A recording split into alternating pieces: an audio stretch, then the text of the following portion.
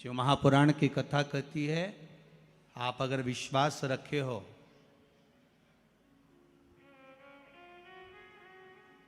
सफेद आंकड़े की जड़,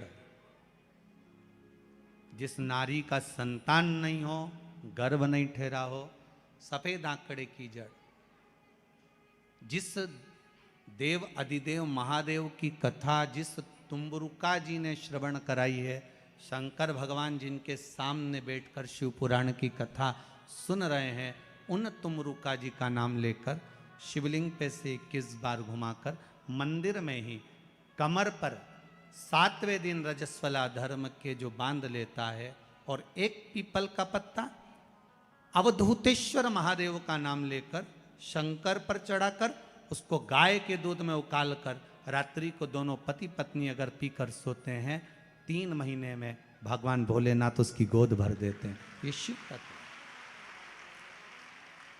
शंकर देता जरूर है। माता अंजना के यहां स्वयं शिव महापुराण की कथा कहती है, स्वयं शास्त्र वर्णन करता है, माता अंजना माता के गर्भ से संतान नहीं हुई। 42 वर्ष की माता अंजना हो गई थी और 42 वर्ष की होने के बाद भी माता अंजना के गर्भ से संतान नहीं थी। जब संतान नहीं हुई तब बार बार निवेदन करा महाराज केसरी से, तब नहीं संतान हुई तब अपने पिता से जाकर निवेदन करा, पिताजी गौतम बाबा से निवेदन करती है माता अंजना कि मेरे गर्भ से संतान नहीं, मुझे औलाद नहीं, क्या करूं? तब गौतम बाबा ने कहा एक पार्थिव शिवलिंग का निर्माण करो, मिट्टी का शिवलिंग बनाओ, उसकी पूजन करो। और माता अंजना उस मिट्टी के शिवलिंग के पूजन में ऐसी लीन हो गई कि मिट्टी का शिवलिंग का निर्माण करती, पूजन करती। एक बार देवाधिदेव महादेव ने कह दिया, जाओ पार्वती जरा जाकर पूछो कि अंजना को चाहिए क्या,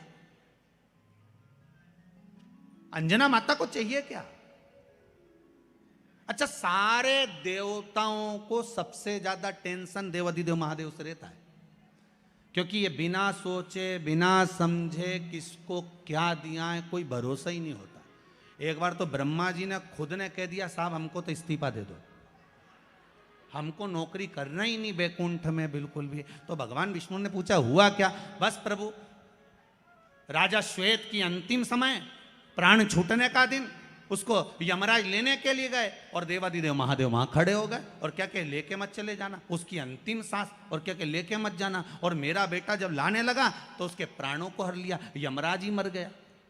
फिर मेरी पोती गई मृत्यु देवी, उससे कहा उठा ला राजा श्वेत को, वो राजा श्वेत को जैसी मृत्यु देवी ने फांस डाली, भगवान शंकर ने उसको भी मार दिया। अब बताओ, सूर्य नारायण भगवान बोले कि मेरा बेटा भी मर गया, मेरी पोती भी मर गई, अब बताओ क्या करें? तो भगवान ब्रह्मा जी ने शंकर जी से जाकर कहा, भोलेनाथ ये आपकी आदत बहुत गलत है, जब इसको मरना था तो आपने क्यों बचाया? शंकर जी बोले मेरे मंदिर में बैठा था, जगह तो देखो कि कहां बैठा है।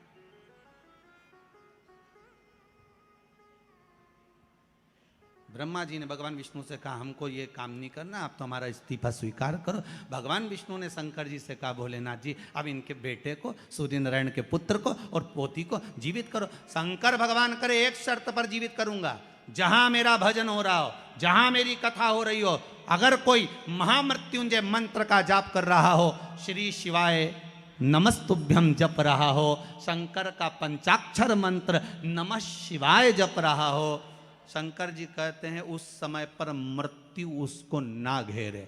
तो इतने में सूर्य नारायण भगवान कहते हैं शपथ लेता हूं, संकल्प लेता हूं, जहां आपका नाम होगा, अगर पृथ्वी पर कोई मरने का भी समय आ गया तो पहले आपसे पूछा जाएगा उठा ले,